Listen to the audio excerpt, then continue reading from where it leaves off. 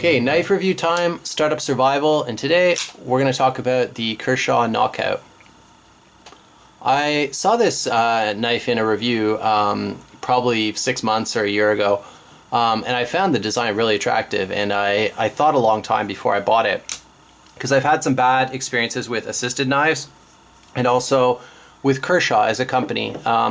Not the warranty, not the people, like those have actually been both really fantastic, but I just find that every knife from Kershaw that I've owned, it's either had a failure of the assist mechanism, the speed save, or I've just found the design to be a compromise in some way, and I've just been generally unsatisfied with it and ended up selling it as a consequence. I do think that Kershaw as a company offers a lot of low-priced, low to medium quality knives, so if you don't have a lot of money, you can probably pick something up from them that will be decent quality, and you know, it'll serve you well for the most part.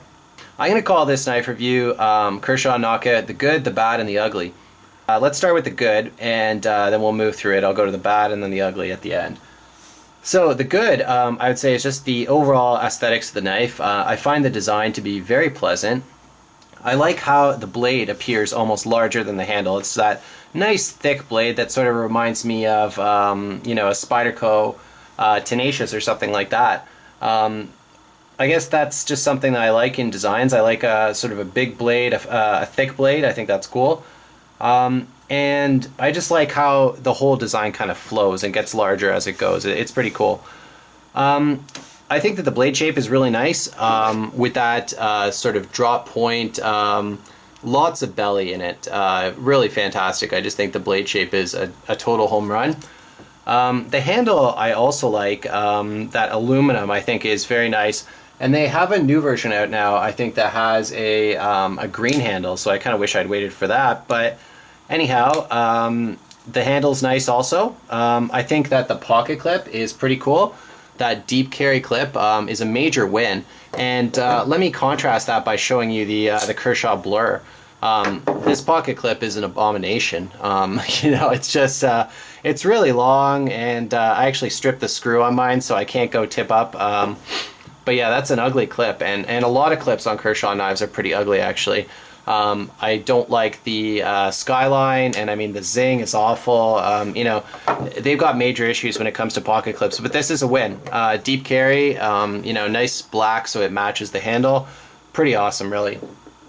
The weight I think is, and the size, that combination, 3.4 ounces, and I think it's 3¼ inches blade.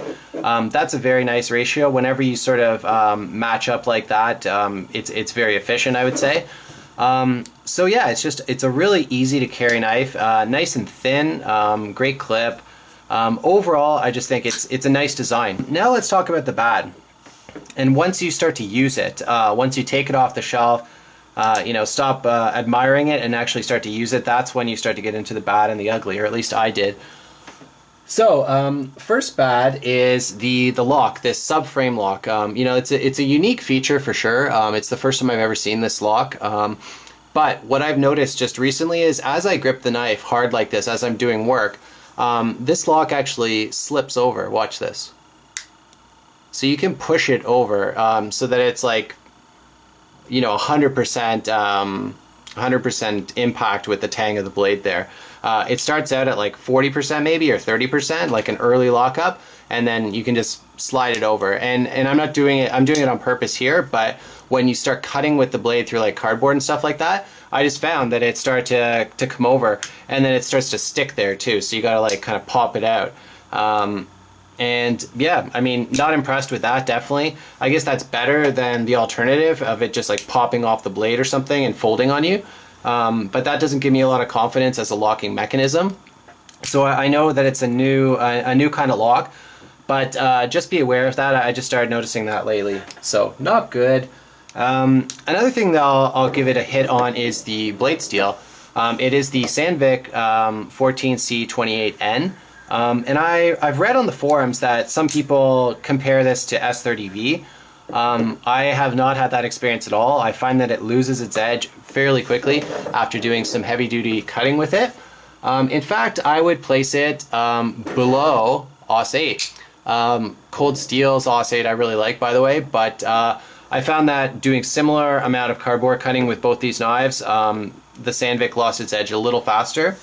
And I would also place that underneath 154cm, as well as VG10 from Spyderco. I think that Sandvik ends up at the bottom. It's probably better than like an 8CR13 MOV or something like that. But I would take any of those other blade steels or any of those other knives, frankly, over the Sandvik. Just my experience, and take that for what it's worth. Another bad thing about the knife is the lack of traction. You know, this has been sort of famously mentioned about this knife. It is kind of slick. There's not much going on there. Certainly nothing like the Cold Steel G10 or even the bidirectional texturing from Spyderco. Both of those options, you know, give you a lot more traction. Even the blur, you know, it's also got an aluminum handle, but it's got some jimping on there, and it also has a little bit of traction with those TrackTech inserts. The Knockout doesn't have the inserts. It doesn't have jimping. You know, there's nothing going on there for traction at all, really, except for this sort of choil or finger guard sticking out there. So I mean, you're not going to slide forward onto the blade if you do a stab necessarily, but it is slick, and I found that getting it out of the pocket can be a challenge, considering that it buries so deeply with that clip. You know, you have nothing sticking out of your pocket. You got to reach in and start to pull it. It's just you got to kind of tug on it to get it out. Definitely something to take into account. Along with that thinness, which is really fantastic for carrying, it's not so fantastic for using, actually. As I was cutting through some cardboard, I did quite a bit of cardboard cutting just to test the edge retention. I found that, you know, as I went through it, my hand was getting kind of cramped up just because it's so thin. It really doesn't fill the hand. And I mean, let me show you the Griptilian by contrast, okay? Like the thickness of it. You know, it's just night and day, really. And sometimes thinness can be a good thing. It depends what you're looking for. But for somebody who uses their knife a lot, you might want to go with something a little thicker, maybe like the American Lawman or the Griptilian. I think either of those would be a good option if you do a lot of work with your knife and you want something a little better quality. So that is the bad, and now let's talk about the ugly. I'm not going to beat this to death because I already made a video about it, but I experienced a failure of the SpeedSave torsion bar, and I did have to send the knife, or I didn't send the knife back to Kershaw. I got in touch with their warranty department. I asked them to send me out the part because I didn't want to pay, you know, 10 or whatever dollars, wait like 2 months to send the knife back. So anyways, the warranty department at Kershaw is really good. I know, I've had to use it several times now. And yeah, anyway, so they sent me out a torsion bar. I popped it back in. It's all good. They actually sent me 2 extra ones as well. So I guess they know that the torsion bar is going to fail. So I mean, they probably should send you an extra one with it. Or they should give you the option to turn this into a manual knife, which of course you don't have. When the torsion bar keeps the knife in the handle, so when that breaks, it's just going to flop around like nothing at all. You can't use the knife, right? So the Kershaw Blur, actually, you can de-assist this knife. It has the torsion bar in there right now, but it's very easy to take that out, and then it will retain in the handle because it has the ball D10. So in that sense, the Blur is probably a better design, actually. You know, the last thing I'll mention is sort of like the value of the knife. You know, it's made in the USA, and I paid $90 for this. It's definitely a knife I would not repurchase. You know, it's an attractive design, absolutely. But I think that, like I was saying before with Kershaw, I've just been unsatisfied, generally speaking, with their designs, you know. It just never seems to work out for me. So I think after this, I'm pretty much done with Kershaw as a company. I am going to sell this knife post-review, so, you know, I don't want to sell it over the internet because it'll just be a hassle sending it internationally, but I'll either just do eBay or I'll just sell it on Craigslist or something and just get rid of it. It's not a knife that honestly, after that failure, I just didn't want to carry it anymore, and it just, you know, took away whatever pleasure I did get from the knife originally. I threw the Endura in there as a sort of competing option, I think. You would probably be better served by the Endura, in my opinion.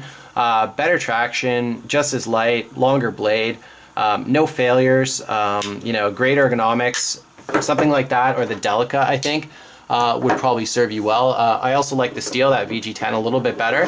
So those are great options. I think the Griptilian is also a really good option. And it's been around for so long, it's almost nobody talks about it anymore, but the blade steel is great. You know, it's got good jimping, it's nice and grippy, hand filling. That axis lock, you know, why do you need an assisted knife when the axis lock can open so smoothly and so quickly, open and close? The last thing I'll throw in there is the American Lawman. I think that this is a great knife. You know, it's in the ballpark. Definitely cheaper than the Knockout. That lock, you're not going to experience any crazy stuff with that. It's the triad lock, super strong. Great ergonomics. I did a lot of cutting with this. I did batoning, awesome. And the traction is just off the charts.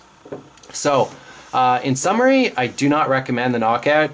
If you really, really are attracted to that design, which I know a lot of people are, give it a try, but, you know, a pretty face isn't everything, right? You know, you got to have a good story behind those special effects or whatever. You know, the knife has to function well in its primary role, which is as a tool and its cutting performance. And the Knockout just doesn't do it for me.